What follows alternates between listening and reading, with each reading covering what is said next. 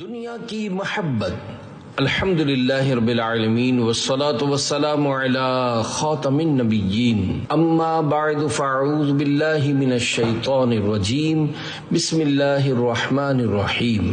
دنیا کی محبت، دعائے عطار یا رب المصطفیٰ، جو کوئی 17 صفحات کا رسالہ دنیا کی محبت پڑھ یا سن لے، اسے اپنے سوا کسی کا محتاج نہ کر اور اس کے دل سے دنیا کی محبت نکال کر حقیقی عاشق رسول بنا اور اسے بے حساب بخش دے۔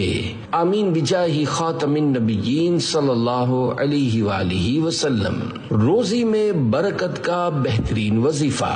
اللہ پاک کے پیارے پیارے آخری نبی مکی مدنی محمد عربی صلی اللہ علیہ وآلہ وسلم کی بارگاہ میں ایک شخص حاضر ہوا۔ اس نے فقر و فاقہ اور روزی میں تنگی کے بارے میں عرض کی۔ حضور صلی اللہ علیہ وآلہ وسلم نے اسے برکت رزق کا وظیفہ بتاتے ہوئے ارشاد فرمایا، جب تم گھر میں داخل ہو تو سلام کرو، چاہے گھر میں کوئی ہو یا نہ ہو، پھر میری بارگاہ میں سلام پیش کرو اور پھر سورہ اخلاص 1 مرتبہ پڑھ لو۔ اس شخص نے اس پر عمل کیا تو اللہ پاک نے اس کی برکت سے اس شخص پر رزق کے دروازے کھول دیے، یہاں تک کہ اس نے اپنے رزق سے اپنے پڑوسیوں اور رشتہ داروں کو بھی فائدہ پہنچایا۔ حاجتیں سب روا ہوئیں اس کی، ہے عجب کیمیاں درود شریف۔ الفاظ و معنی۔ حاجتیں یعنی ضرورتیں، روا ہونا پوری ہونا، عجب یعنی عجیب، کیمیا مقصد حاصل کرنے کا ذریعہ۔ صلو علی الحبیب صلی اللہ علی محمد۔ میں دنیا ہوں۔ واقعہ عظیم تابعی بزرگ حضرت حمید بن ہلال رحمت اللہ علیہ سے مروی ہے کہ حضرت علا بن زیاد رحمت اللہ علیہ نے فرمایا، ایک مرتبہ میں نے خواب میں لوگوں کو کسی چیز کے پیچھے جاتے دیکھا تو میں بھی اس کے پیچھے چل دیا۔ جب دیکھا تو وہ ٹوٹے ہوئے دانتوں والی ایک کانی بڑھیا تھی جو ہر قسم کے زیور سے آراستہ اور خوب زیب و زینت اختیار کیے ہوئے تھی۔ میں نے پوچھا تو کون ہے؟ کہا میں دنیا ہوں۔ میں نے کہا میں بارگاہ الہی میں التجا کرتا ہوں کہ وہ میرے دل میں تیرے لیے بغض و نفرت ڈال دے۔ اس نے کہا جی ہاں، اگر آپ مال و دولت سے نفرت کریں گے تو مجھ سے خود بخود نفرت پیدا ہو جائے گی۔ دنیا کو تو کیا جانے، یہ بس کی گانٹھ ہے ہرافا، صورت دیکھو ظالم کی تو کیسی بھولی بھالی ہے، شہد دکھائے زہر پلائے قاتل ڈائن شوہر کش، اس مردار پہ کیا للچایا، دنیا دیکھی بھالی ہے۔ شرح کلام رضا۔ میرے آقا اعلی حضرت رحمت اللہ علیہ دنیا کے مکر و فریب بیان کرتے ہوئے فرماتے ہیں، اے اللہ کے بندے، تو دنیا کو کیا جانتا ہے؟ شکل و صورت سے سیدھی سادھی نظر آنے والی یہ دنیا زہر کی پڑیا ہے، یہ دھوکے باز عورت کی طرح ہے، یہ ایسی ظالمہ ہے کہ زہر کو شہد بنا کر دکھاتی ہے، اور جو اس سے محبت کرتا ہے یہ اپنے عاشق کو ہی مار دیتی ہے۔ یہ دنیا بڑی خراب اور مردار ہے، اس کے ساتھ دل لگانے کا کوئی فائدہ نہیں، یہ آزمائی ہوئی بات ہے۔ عالم انقلاب ہے دنیا، چند لمحوں کا خواب ہے دنیا، فخر کیوں دل لگائیں اس سے، نہیں اچھی خراب ہے دنیا۔ صلو علی الحبیب صلی اللہ علی محمد۔ دنیا کا مطلب، امام جوہری کہتے ہیں، دنیا کا لغوی معنی ہے قریب، اور دنیا کو دنیا اس لیے کہتے ہیں کہ یہ آخرت کی نسبت انسان سے زیادہ قریب ہے، یا اس وجہ سے کہ یہ اپنی خواہشات و لذات کے سبب دل سے زیادہ قریب ہے۔ دنیا کی محبت کی برائی۔ نبی کریم صلی اللہ علیہ وآلہ وسلم نے فرمایا، وہ بڑا گناہ جس کی لوگ اللہ پاک سے مغفرت طلب نہیں کرتے، دنیا کی محبت ہے۔ ایک اور حدیث پاک میں ہے، حب الدنیا رأس کل خطیئۃ، یعنی دنیا کی محبت تمام گناہوں کی جڑ ہے۔ حضرت علامہ عبدالرؤف مناوی رحمۃ اللہ علیہ فیض القدیر میں فرماتے ہیں، جیسا کہ تجربے اور مشاہدے سے ثابت ہے کہ دنیا کی محبت ظاہری اور چھپے ہر گناہ کو دعوت دیتی ہے، خاص طور پر وہ گناہ جس کا دار و مدار صرف اسی پر ہو۔ اس لیے دنیا کا عاشق گناہ اور اس کی بدصورتی کو جاننے کے باوجود دنیا کی محبت میں مست ہو جاتا ہے۔ دنیا کی محبت شک کی طرف لے جاتی ہے، پھر مکروہ یعنی ناپسندیدہ چیزوں کی طرف، پھر حرام کی طرف، اور معاذ اللہ کبھی کبھی دنیا کی محبت کفر کی طرف لے جاتی ہے۔ بلکہ تمام امتیں جنہوں نے اپنے انبیاء کرام علیہم السلام کا انکار کیا، ان کے کفر کا سبب دنیا کی محبت تھی۔ ہر گناہ کی اصل یعنی جڑ دنیا کی محبت ہے۔ اسی لیے کہا جاتا ہے کہ دنیا شیطان کی شراب ہے، جو اس میں سے پیے گا اس کا نشہ مرتے وقت ہی اترے گا۔ نادم و شرمندہ ہوتے ہوئے دنیا کی محبت تباہ کن ہے۔ چند لوگوں کے علاوہ زیادہ تر کے دل سے اس کی محبت نہیں نکلے گی۔ امام غزالی رحمۃ اللہ علیہ فرماتے ہیں، جیسے دنیا کی محبت تمام گناہوں کی جڑ ہے، ایسے ہی دنیا سے نفرت تمام نیکیوں کی اصل ہے۔ ہمارے دل سے نکل جائے الفت دنیا، دے دل میں عشق محمد میرے رچا یا رب۔ محبت دنیا کی نوعیتیں، بعض دنیا کفر ہے، بعض فسق، بعض غفلت، اور بعض دنیا عین ایمان۔ ابو جہل کی دنیا کفر تھی، اور حضرت عثمان غنی ذو النورین رضی اللہ عنہ کی عین ایمان۔ یوں ہی قارون اور فرعون کی دنیا کفر تھی، حضرت سلیمان علیہ السلام کی دنیا عین ایمان تھی۔ ایسے ہی محبت دنیا اگر نفسانی یا شیطانی ہو تو بری، اور رحمانی یا ایمانی ہو تو اچھی۔ حضرت مفتی احمد یار خان نعیمی رحمۃ اللہ علیہ فرماتے ہیں، دنیاوی زندگی وہ ہے جو نفسانی خواہشات میں خرچ ہو، اور جو زندگی آخرت کی تیاری میں صرف یعنی خرچ ہو وہ دنیا کی زندگی نہیں، اگرچہ دنیا میں زندگی ہے۔ دنیا کی زندگی اور ہے، دنیا میں زندگی کچھ اور۔ دنیا کی زندگی فانی ہے، مگر جو دنیا میں زندگی آخرت کے لیے ہے فنا نہیں۔ طلبگاران دنیا کی اقسام۔ نمبر 1، وہ لوگ جو دنیا کا مال اس نیت سے حاصل کرتے ہیں کہ رشتہ دار سے صلہ رحمی کریں گے اور غریبوں کی مدد کریں گے، ان کا شمار سخیوں میں ہوتا ہے۔ اگر ان کا عمل ان کی نیت کے مطابق ہو تو اجر پائیں گے، لیکن اس کے باوجود ان میں سمجھداری نام کی کوئی چیز نہیں، کیونکہ عقل مند وہ ہوتا ہے جو کسی ایسی چیز کی خواہش نہ کرے جس کے بارے میں اسے پتہ نہ ہو کہ اسے پا لینے کے بعد اس کا کیا حال ہوگا۔ لہذا اس نیت سے مال حاصل کرنے والے سالبہ کے قصے سے عبرت حاصل کریں۔ سالبہ کا قصہ۔ اللہ پاک کے پیارے پیارے رحمت والے آقا صلی اللہ علیہ وآلہ وسلم کی خدمت بابرکت میں سالبہ نام کے ایک شخص نے درخواست کی کہ اس کے لیے مالدار ہونے کی دعا فرمائے۔ اللہ پاک کی عطا سے غیب کی خبریں دینے والے آخری نبی صلی اللہ علیہ وآلہ وسلم نے فرمایا، اے سالبہ، تھوڑا مال جس کا تو شکر ادا کرے اس بہت سے بہتر ہے جس کا شکر ادا نہ کر سکے۔ دوبارہ پھر سالبہ نے حاضر ہو کر یہی درخواست کی اور کہا، اس کی قسم جس نے آپ کو سچا نبی بنا کر بھیجا کہ اگر وہ مجھے مال دے گا تو میں ہر حق والے کا حق ادا کروں گا۔ حضور صلی اللہ علیہ وآلہ وسلم نے دعا فرمائی، چنانچہ اللہ پاک نے اس کی بکریوں میں برکت فرمائی اور اتنی بڑھی کہ مدینے میں ان کی گنجائش نہ ہوئی، تو ثعلبہ ان کو لے کر جنگل میں چلا گیا اور جمعہ و جماعت کی حاضری سے بھی محروم ہو گیا۔ حضور پر نور صلی اللہ علیہ وآلہ وسلم نے اس کا حال پوچھا تو صحابہ کرام رضی اللہ عنہم نے عرض کیا کہ اس کا مال بہت زیادہ ہو گیا ہے اور اب جنگل میں بھی اس کے مال کی گنجائش نہ رہی۔ نبی کریم صلی اللہ علیہ وآلہ وسلم نے فرمایا کہ ثعلبہ پر افسوس۔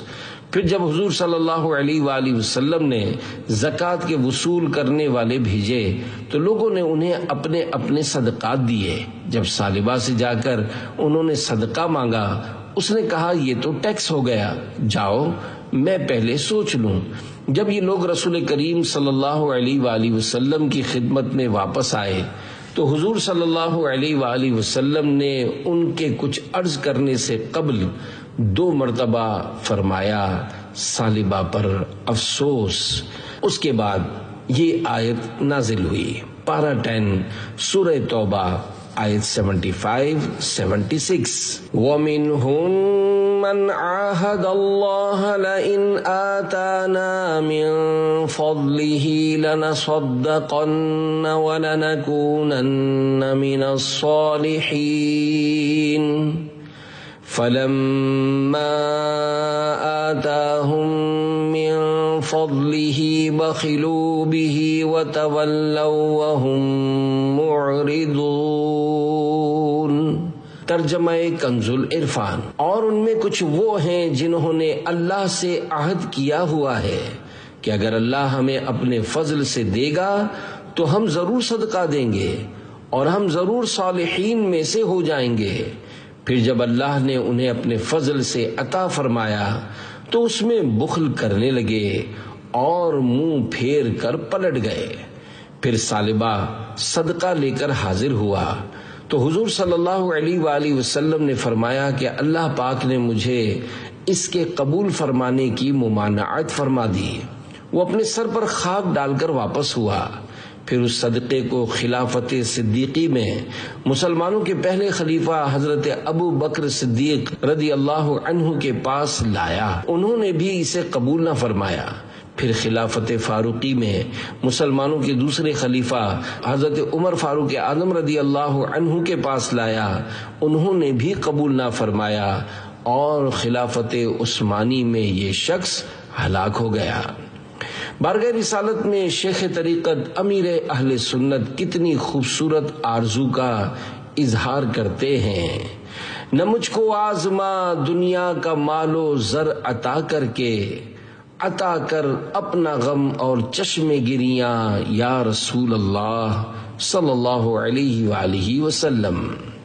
صلو علی الحبیب صلی اللہ علی محمد۔ نمبر 2، دنیا طلب کرنے والوں کی دوسری قسم۔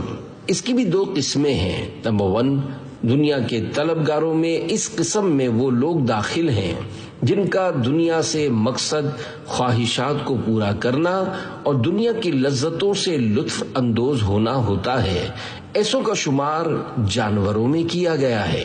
نمبر 2، وہ لوگ جو دوسروں پر فخر کرنے اور بڑا مالدار بن کر نمایاں نظر آنے کے لیے مال حاصل کرتے ہیں، یہ بے وقوفوں، دھوکے بازوں بلکہ مردودوں اور ملعونوں میں شمار ہوتے ہیں۔ دنیا سے محبت کرنے والوں کا انجام۔ حضرت ابن عباس رضی اللہ عنہما نے فرمایا، قیامت کے دن دنیا کو ایک بدصورت آنکھوں والی بڑھیا کی صورت میں لایا جائے گا، اس کے دانت آگے کو نکلے ہوں گے اور وہ نہایت بدصورت ہوگی۔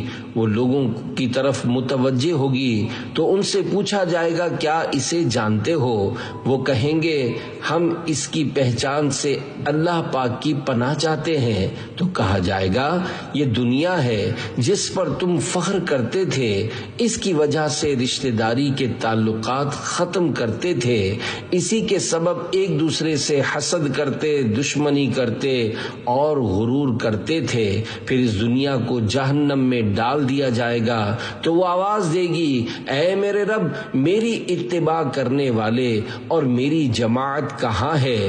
اللہ پاک فرمائے گا ان کو بھی اس کے ساتھ کر دو۔ دنیا کے 3 حصے۔ نمبر 1، جس میں ثواب ہے، یہ وہ حصہ ہے جس کے وسیلے سے بندہ بھلائی تک پہنچتا ہے اور برائی سے نجات پاتا ہے۔ یہ مومن کی سواری، آخرت کی کھیتی اور کفایت کرنے والی حلال روزی ہے۔ نمبر 2، جس کا حساب ہے، یہ وہ حصہ ہے جس کی وجہ سے تو کسی حکم کی ادائیگی سے غافل نہ ہو اور اس کی طلب میں ناجائز کام کا ارتکاب نہ کرے، اور اس کے اہل وہ اغنیاء ہیں جن کا حساب طویل ہوگا۔ فقراء ان سے 500 سال پہلے جنت میں داخل ہو جائیں گے۔ نمبر 3، جس میں عذاب ہے، یہ وہ حصہ ہے جس میں بندہ تمام ضروری امور کی ادائیگی سے دور ہو کر گناہوں میں مبتلا ہو جاتا ہے۔ جو اس حصے کا مالک بنے گا، یہ اس کو آگ کی طرف بڑھائے گا اور خسارے کے گھر میں دھکیل دے گا۔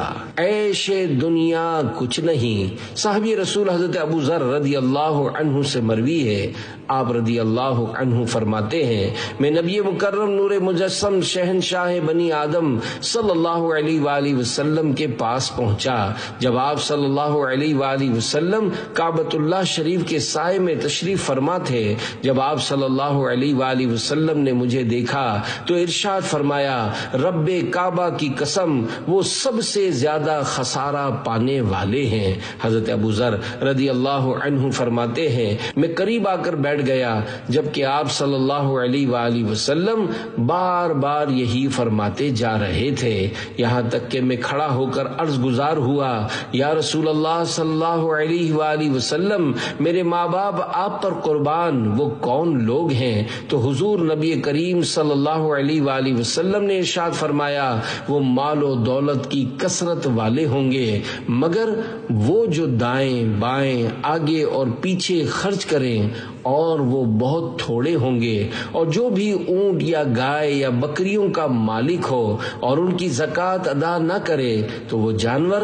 قیامت کے دن پہلے سے زیادہ بڑے اور موٹے ہو کر آئیں گے اور اپنے مالک کو سینگوں سے ماریں گے اور کھروں سے روند ڈالیں گے، یہاں تک کہ تمام لوگوں کا حساب و کتاب ختم ہو جائے گا۔ تجھ کو غافل فکر عقبا کچھ نہیں، کھانا دھوکا عیش دنیا کچھ نہیں، زندگی ہے چند روزہ کچھ نہیں، کچھ نہیں اس کا بھروسہ کچھ نہیں، ایک دن مرنا ہے آخر موت ہے، کر لے جو کرنا ہے آخر موت ہے، عیش کر غافل نہ تو آرام کر، مال حاصل کرنا پیدا نام کر، یاد حق دنیا میں صبح و شام کر، جس لیے آیا ہے تو وہ کام کر، ایک دن مرنا ہے آخر موت ہے، کر لے جو کرنا ہے آخر موت ہے۔ صلو علی الحبیب صلی اللہ علی محمد۔ شیطانی وسوسہ اور اس کا جواب۔ بعض لوگ دھوکہ کھا جاتے ہیں اور یہ سمجھتے ہیں کہ ہمارا بدن کتنا ہی دنیا میں مصروف رہے مگر ہمارا دل دنیا سے فارغ اور خالی رہتا ہے۔ یہ شیطانی وسوسہ ہے۔ بھلا یہ کیسے ہو سکتا ہے کہ کوئی شخص دریا میں چلے اور پاؤں نہ بھیگے؟ دنیا کی مثال سمندر کے کھارے پانی کی سی ہے کہ جتنا پیو گے اسی قدر پیاس زیادہ لگے گی۔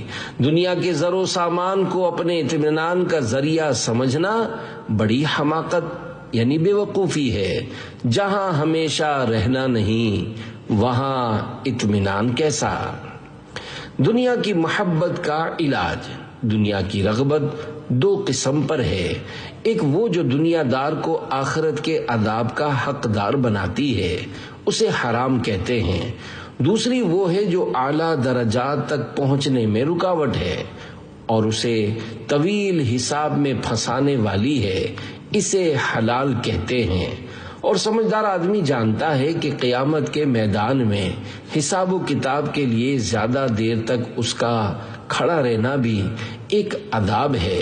تو جس کو حساب میں ڈالا گیا اسے عذاب دیا گیا ہے، کیونکہ رسول اکرم صلی اللہ علیہ وآلہ وسلم نے فرمایا اس دنیا کے حلال کا حساب ہوگا اور حرام پر عذاب ہوگا، اور یہ بھی فرمایا کہ اس کے حلال پر عذاب ہے لیکن اس کا عذاب حرام کے عذاب سے ہلکا ہے، اور اگر حساب نہ بھی ہو تو جنت میں حاصل ہونے والے بلند درجے کا چھوٹ جانا اور حقیر اور خسیس یعنی گھٹیا دنیا جو ختم ہونے والی ہے اس کے لیے افسوس کرنا بھی تو عذاب ہے۔ تو اس بات کو دنیا میں ہی دیکھ لو کہ جب تم اپنے زمانے کے لوگوں کو دنیاوی سعادتوں میں آگے دیکھتے ہو تو تمہارے دل میں کس قدر افسوس پیدا ہوتا ہے، حالانکہ تم جانتے ہو کہ یہ عارضی یعنی ٹیمپریری اور فانی سعادتیں ہیں اور گدلی ہیں، ان میں کوئی صفائی نہیں۔ تو وہ سعادت جس کی عظمت بیان سے باہر ہے اس کے چلے جانے پر کس قدر افسوس ہونا چاہیے۔ زمانے گزر گئے لیکن وہ باقی ہیں۔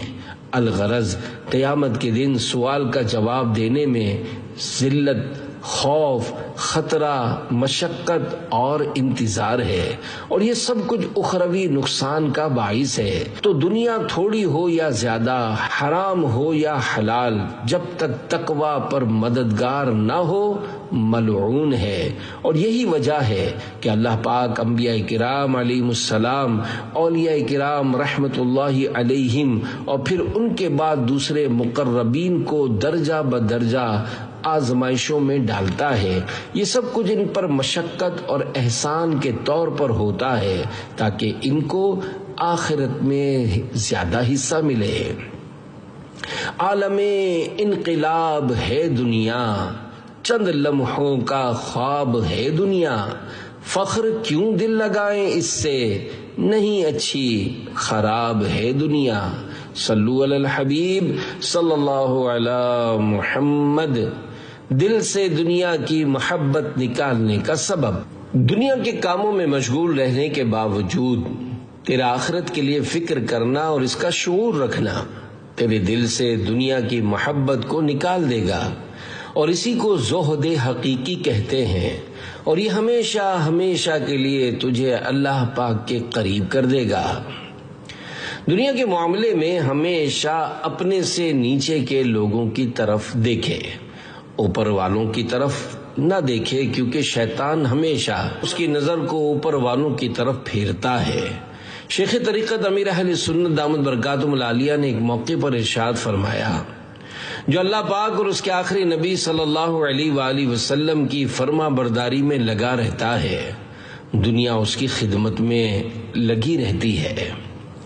دنیا کی محبت سے چھٹکارے کا بہترین طریقہ، امام غزالی رحمت اللہ علیہ فرماتے ہیں، تمہیں دنیا کو چھوڑنے اور مال کو تقسیم کرنے پر ابھارنے والے اسباب یہ ہیں: دنیا کی آفتوں اور عیبوں کو یاد کرنا، اس بات کو ذہن میں رکھنا کہ دنیا کا نفع بہت تھوڑا اور جلد ختم ہونے والا ہے، اور دنیا طلب کرنے والے اچھے نہیں ہیں۔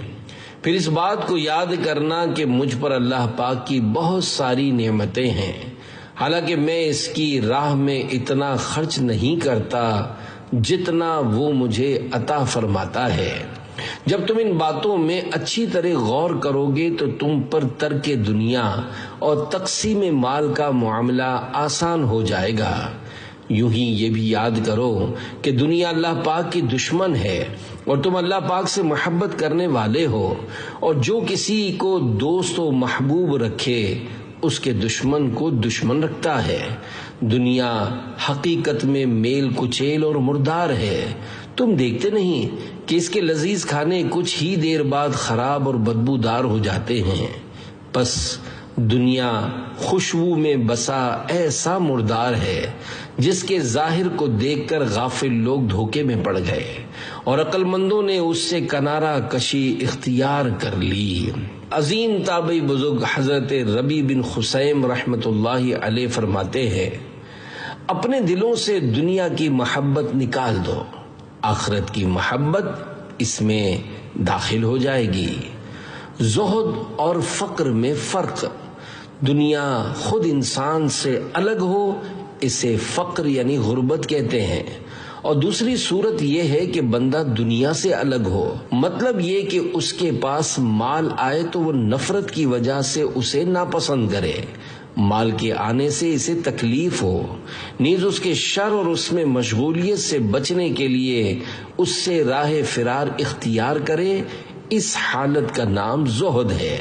اور جس شخص میں یہ صفت پائی جائے اسے زاہد یعنی دنیا سے بے رغبتی رکھنے والا کہتے ہیں۔ زہد کی فضیلت، صحابی رسول حضرت ابو ہریرہ رضی اللہ عنہ بیان کرتے ہیں، دو جہاں کے تاجور صلی اللہ علیہ وآلہ وسلم کا فرمان ذیشان ہے، دنیا کے معاملے میں اپنے سے نیچے والوں کو دیکھو اور اپنے سے اوپر والوں کو مت دیکھو، یہ تمہارے لیے بہترین نصیحت ہے تاکہ تم اللہ پاک کی نعمتیں نہ کھو بیٹھو۔ صحابی رسول حضرت سلمان فارسی رضی اللہ عنہ فرماتے ہیں، بندہ جب دنیا سے بے رغبت ہوتا ہے تو اس کا دل حکمت سے روشن ہو جاتا اور اعضاء یعنی جسم کے حصے عبادت پر مددگار بن جاتے ہیں۔ زہد کے 3 مرتبے، حضرت ابراہیم بن ادم رحمت اللہ علیہ فرماتے ہیں، زہد کے 3 مرتبے ہیں۔ ایک زہد فرض ہے اور وہ اللہ پاک کی حرام کی ہوئی چیزوں سے رکنا ہے، دوسرا زہد سلامتی کے لیے ہے اور وہ شک و شبہات والی چیزوں کو چھوڑنا ہے، تیسرا زہد فضیلت حاصل کرنے کے لیے ہے اور وہ اللہ پاک کی حلال کی ہوئی چیزوں کو بھی چھوڑنے میں ہے، اور یہ زہد کا بہت ہی اعلیٰ مرتبہ ہے۔ زہد کی علامات، نمبر 1، جو چیز موجود ہو اس پر خوش نہ ہو، اور جو چیز موجود نہ ہو اس پر غمگین بھی نہ ہو۔ نمبر 2، اس کے نزدیک برا کہنے والا اور تعریف کرنے والا دونوں برابر ہوں۔ پہلی علامت مال میں زہد کی علامت ہے اور دوسری جاہ میں علامت زہد ہے۔ نمبر 3، اللہ پاک سے مانوس ہو اور اس کے دل پر اطاعت خداوندی کی مٹھاس غالب ہو۔ زہد کی اقسام، زہد یعنی دنیا سے بے رغبتی کی وجہ سے عبادت زیادہ اور بلند مرتبہ ہو جاتی ہے، لہذا عبادت کے طلبگار پر لازم ہے کہ وہ دنیا سے بے رغبت ہو جائے اور اس سے دور رہے۔ زہد کی 2 قسمیں ہیں، نمبر 1 اختیاری اور نمبر 2 غیر اختیاری۔ اختیاری زہد یہ ہے کہ جو پاس نہ ہو اس کی طلب نہ کرے، اور جو پاس ہو اسے تقسیم کر دے، اور دنیا اور اس کے ساز و سامان کا ارادہ چھوڑ دے۔ جس شخص میں یہ 3 خوبیاں موجود ہوں وہ زاہد ہے۔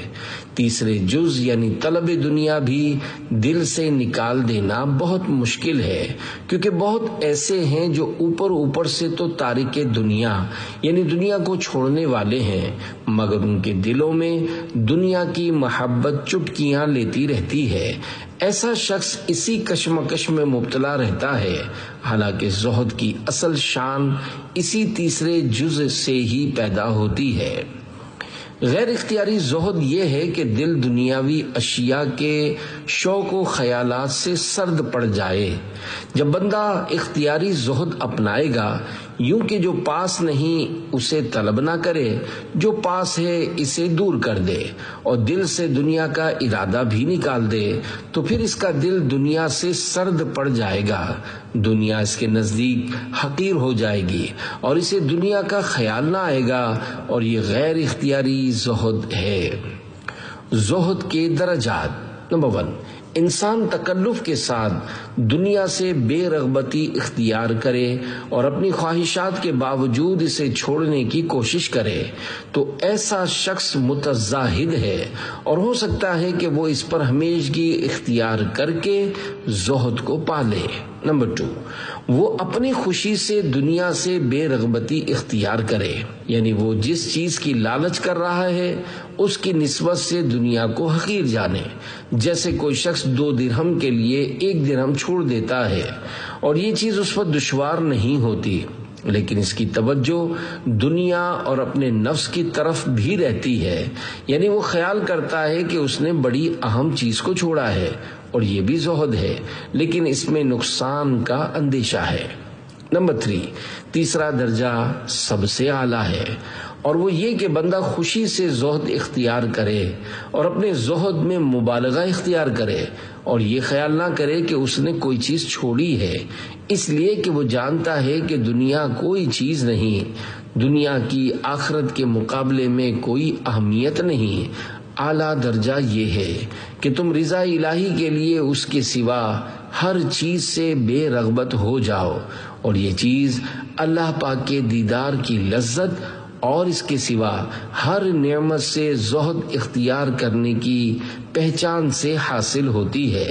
لہذا تمہیں چاہیے کہ اپنی ضرورت کے مطابق کھانا، لباس، نکاح اور رہائش اختیار کرو، جس سے تمہارے بدن کا گزارا ہو اور تم اپنا دفاع کر سکو۔ یہی حقیقی زہد ہے۔ زہد کے حصول کے اسباب۔ زہد سے مقصود یہ ہے کہ فضول، زائد اور غیر ضروری چیزوں سے بچا جائے۔ غرض یہ کہ صرف اس قدر طاقت و قدرت موجود رہے جس سے عبادت اور اللہ پاک کی فرما برداری کر سکو۔ محض کھانا پینا اور لذت حاصل ہونا مقصد نہ ہو، اور اللہ پاک کو اس پر بھی قدرت ہے کہ تمہیں بغیر کسی ظاہری سبب کے، جیسا کہ فرشتے ان مادی اسباب و ذرائع کے بغیر ہی زندہ ہیں، اللہ پاک کو اس کی بھی طاقت ہے کہ تمہیں تمہارے پاس موجود شے کے ذریعے زندہ رکھے، یا ایسی شے مہیا فرما دے جس کا تمہیں وہم و گمان تک نہ ہو۔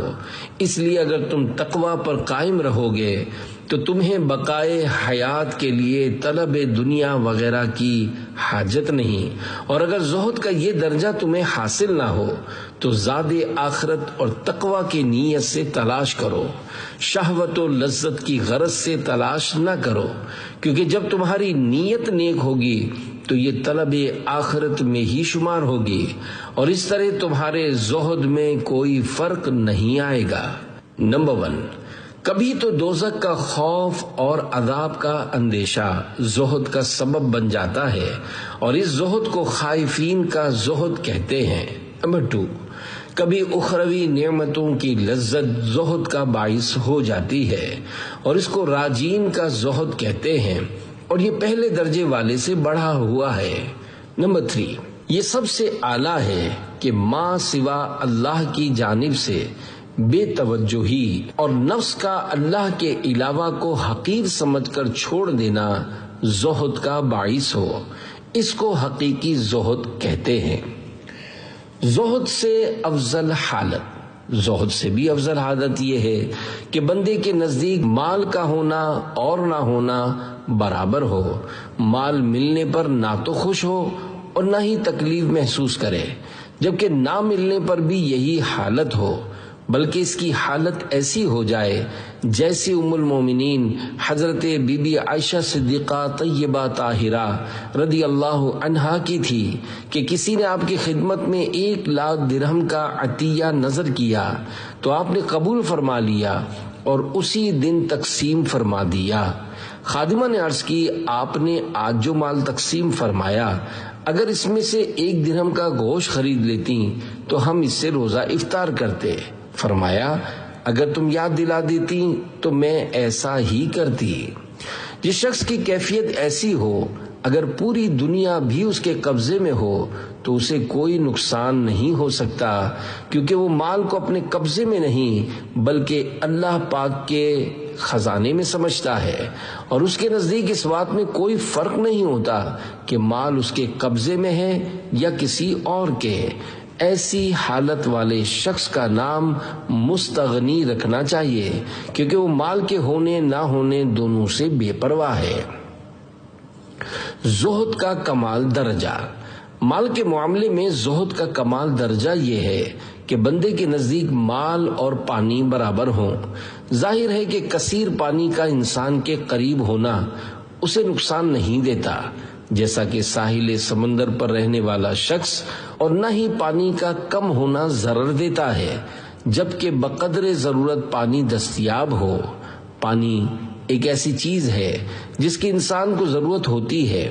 انسان کا دل نہ تو کثیر پانی سے نفرت کرتا ہے اور نہ ہی راہ فرار اختیار کرتا ہے، بلکہ وہ کہتا ہے کہ میں اس سے اپنی حاجت کے مطابق پیوں گا، اللہ پاک کے بندوں کو پلاؤں گا۔